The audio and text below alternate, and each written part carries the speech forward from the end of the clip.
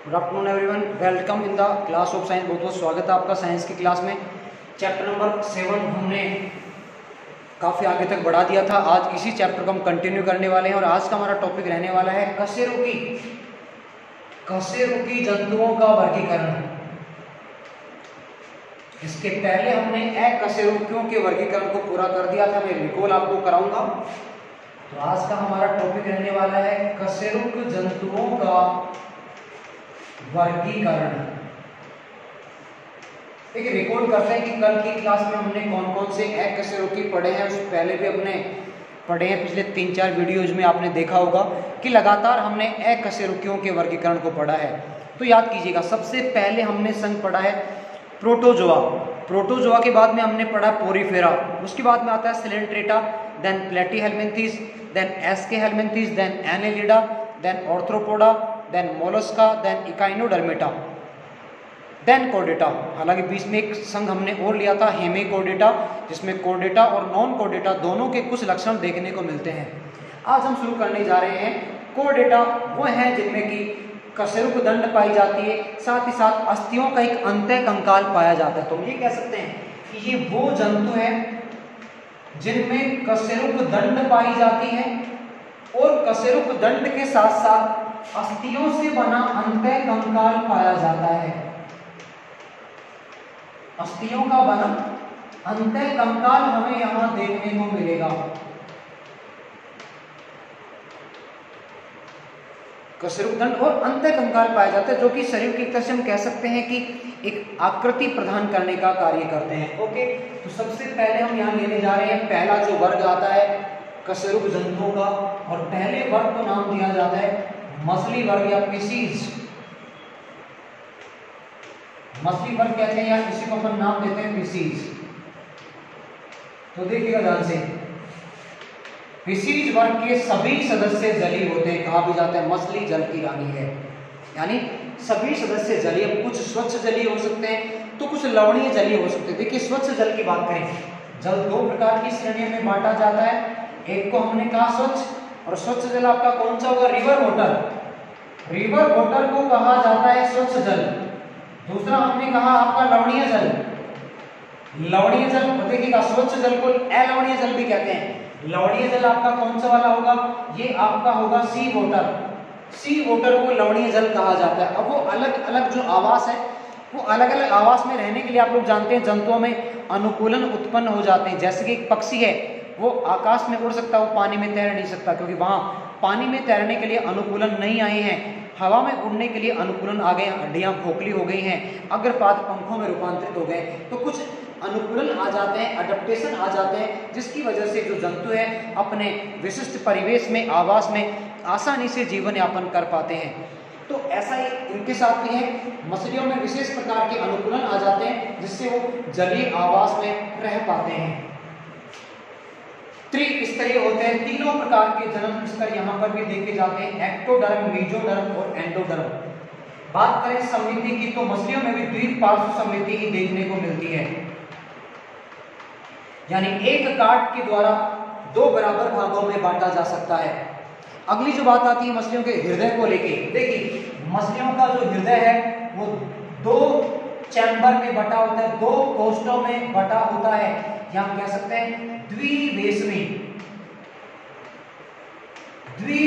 हृदय पाया जाता है, जो काफी महत्वपूर्ण बात है। यानी मछलियों के हृदय में केवल 2 चैम्बर पाए जाते हैं, और 2 चैम्बरों को नाम दिया जाता है। एक तो होगा आलिंद, एक को नाम दिया जाता है आलिंद, तो दूसरे वाले को नाम दिया जाता है निलय। आलिंद और निलय कहा जाता है। आलिंद और केवल 2 चैम्बर होने की वजह से यहाँ पे क्या होगा? रक्त का शुद्धिकरण, जो रक्त है वो मिश्रित हो जाएगा, रक्त अलग अलग नहीं रह पाएगा। इसीलिए से इस हृदय को कहा जाता है वीनस हृदय। यानी मछलियों में शुद्ध और अशुद्ध रक्त मिक्स हो जाता है, अलग अलग नहीं हो पाता। देखिए, अलग कहाँ होगा? जहां आलिंद अलग है, निलय अलग है। जैसे हम बात करें हमारे शरीर की, मानव की बात करें, हमारे हृदय में 4 चैम्बर पाए जाते हैं, 4 प्रकोष्ठ पाए जाते हैं। तो 4 प्रकोष्ठ में कौन कौन है? 2 आलिंद होंगे, 2 निलय होंगे, तो आलिंदों का रक्त अलग रहेगा, एक में शुद्ध होगा एक में अशुद्ध होगा। इसी तरह से नीलियों में रक्त अलग होगा, एक में शुद्ध होगा एक में अशुद्ध होगा। तो वहां रक्त मिक्स नहीं हो पाते हैं। लेकिन जहां चैम्बर ही दो हैं, केवल दो ही प्रकोष्ठ हैं, तो रक्त मिल जाता है। तो कहाँ शुद्धिकरण होगा? शायद आपको पता होगा जो जलीय सजीव होते हैं, जलीय जीवों में गिल्स पाए जाते हैं और गिल्स वो होते हैं जो श्वसन की क्रिया में सहायता करते हैं। तो गिल्स में ही यहाँ पर क्या होगा? अशुद्ध जल का शुद्धिकरण किया जाएगा। किनमें? मछलियों के केस में। ओके, एक और खास चीज यहाँ पे क्या आती है कि जो उत्सर्जन है, उत्सर्जन की प्रक्रिया के लिए यहाँ वृक्क विकसित हो जाते हैं। हालांकि वृक्क होते हैं प्रोटोनेफ्रिडिया टाइप के, प्रारंभिक अवस्था वाले वृक्क पाए जाते हैं। एग्जाम्पल आपने सुने होंगे नाम, रोहू, कतला, लेबियो, रोहू, कतला, लेबियो, स्कोलियोडोन, स्कोलियोडोन जिसको कुत्ता मछली डॉग फिश कहा जाता है, टोर्पिडो जिसको कि इलेक्ट्रिक रे विद्युत मछली कहा जाता है, रोहू, कतला ये जाने पहचाने नाम है, लेबियो ये भी मछली है। ओके, ये आपका हो गया मछली वर्ग। बात करते हैं अगले वर्ग की। लेकिन यहाँ कोटि कौन सी होगी? शरीर की कोटि कौन सी होगी? अंग तंत्र प्रकार की शारीरिक कोटि पाई जाती है, क्यों? विकसित प्रकार के हैं। दूसरा जो यहाँ पे वर्ग आता है, उस दूसरे वर्ग को कहा जाता है वर्ग एम्फीबिया। एम्फीबिया जिसको कि उभयचारी भी कहा जाता है, एम्फीबिया या उभयचारी, एम्फीबिया या उभयचारी कहा जाता है। देखिएगा, एम्फी का मतलब है दो, यानी जहां पर दो अलग अलग आवासों में रहने की प्रवृत्ति पाई जाती है सजीवों में, उनको उभयचारी कहा जाता है। बात करते हैं सबसे पहले इनकी आवास की। दो प्रकार के आवास के रहते हैं, जलीय भी होते हैं तो कुछ स्थलीय भी होते हैं। जलीय स्थलीय दोनों प्रकार के आवासों में पाए जाते हैं।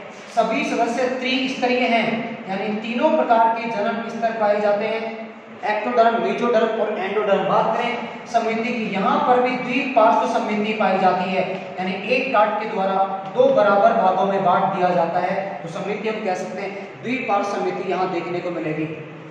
अगली बात हम यहाँ पे करते हैं श्वसन तंत्र की। विकसित प्रकार का श्वसन तंत्र पाया जाता है, लेकिन खास चीज क्या है? जल में भी रहते हैं, स्थल में भी रहते हैं। तो श्वसन त्वचा के द्वारा भी होता है, श्वसन गिल्स के द्वारा भी होता है, और जब ये स्थल पर पाए जाते हैं तो श्वसन फेफड़ों के द्वारा भी होता है। यानी यहाँ विकसित हो गए हैं सजीव। देखिए, मछलियों में जो विकास था वो शुरू हो रहा है, वो कशेरुकियों का पहला वर्ग माना जाता है। विकास की प्रथम अवस्था है एक तरह से देखा जाए तो कशेरुकियों में।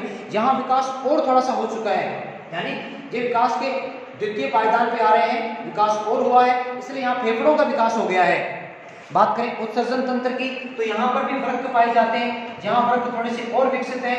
मछलियों में पाए जाते हैं प्रोनेफ्रिक, यहाँ पे पाए जाते हैं मीजोनेफ्रिक प्रकार के वृक्क जो और विकसित पाए जाते हैं। जनन तंत्र विकसित प्रकार का होता है, तंत्रिका तंत्र भी यहाँ विकसित प्रकार का देखने को मिलेगा।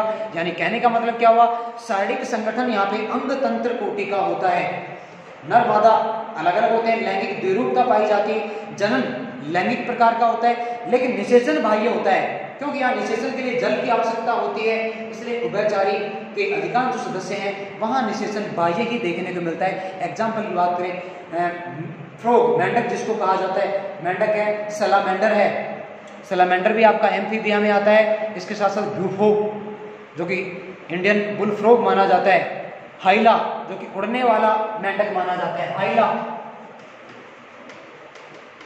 जिसको कहते हैं उड़न मेंढक, फ्लाइंग फ्रॉग के नाम से जाना जाता है। हाइला को कहते हैं फ्लाइंग फ्रॉग। ओके, तो ये एग्जाम्पल हमने देखे हैं एम्फीबिया के। आगे बढ़ते हैं अगले वाले वर्ग की ओर, जो कि रेप्टिलिया।